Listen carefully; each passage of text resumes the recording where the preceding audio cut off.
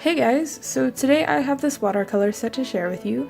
These are the Shinhan Professional watercolors. I bought this off of eBay like 2-3 years ago now.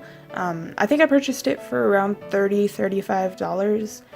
And these are the first claiming to be professional watercolors I've ever had.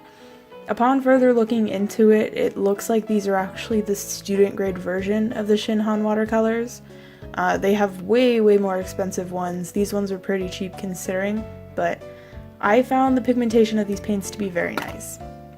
So I've had these for a long time, so I already have a pre-established palette. As you can see, it's very messy because I don't wash it out, but who washes out their palettes? Because I never do, as you can see. But I upgraded straight from Craft Smart paints to these, and that was a huge jump for me. I only worked with Reeves watercolors, which is what my high school art teacher had, and then the cheap Craft Smart pans that they sell at Michael's, which they're okay, but they're not pigmented and they're really chalky paints, so they're good for beginners, but not for much else. But like I said, I don't think these are technically professional grade watercolors. When I was looking into it, there were like way more expensive Shinhan watercolors, and I couldn't specifically find information. I didn't look very hard, but I like these watercolors a lot. The only other nicer watercolors I've ever tried are the Winsor & Newton watercolors. I have a small, I think it's like their pocket-sized palette that has like 12 half pans, I think. I'm not really sure.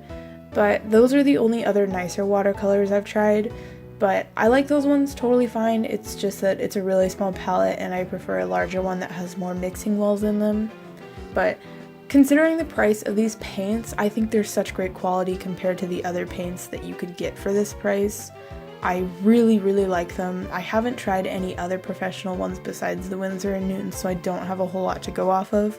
But from a perspective of going from like the crappy Craft Smart paints to these ones, these paints are really nice. The black, I remember the first time I used them, the black surprised me the most because it was super opaque in like one coat and it wasn't chalky and it doesn't rub away if you touch it like the Craft Smart paints.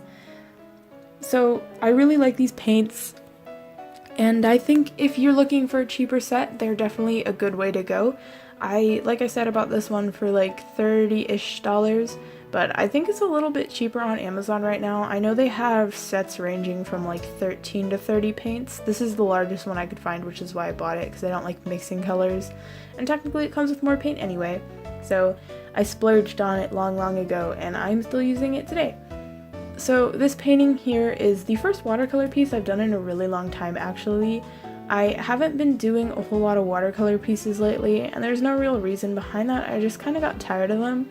I had a good stretch of like 6 months where watercolor was like all I did, and I don't know. I just kind of got bored of watercolor for a little while there, so I switched to doing a lot of Copic stuff and just doodles and Prismacolor, but I wanted to do a quick little watercolor painting today, so here it is. I also haven't been doing a whole lot of art lately as a whole, I feel like. I don't really know why. I've been kind of in a funk of just art block and not being satisfied with anything I make. So with this piece in particular, I just kind of wanted to do something that was super loose, and I didn't really care if it looked neat or not. It was okay if it was messy in my eyes, and surprisingly, I'm actually really happy with how it turned out. It is messy, and it is not refined like my normal pieces are, but I really like the way it looks overall. I like the colors and the composition, and it's definitely not perfect, but at least I do not hate it. So again, if you are looking for watercolors, I would definitely recommend looking into these ones. This isn't the most in-depth review that it could be, but these are the watercolors that I myself have been using for quite some time now, and I haven't had any serious problems with them. But we are definitely coming close to the end of this video, so I hope you guys enjoyed watching this, and I hope you guys have a great rest of your day. Bye!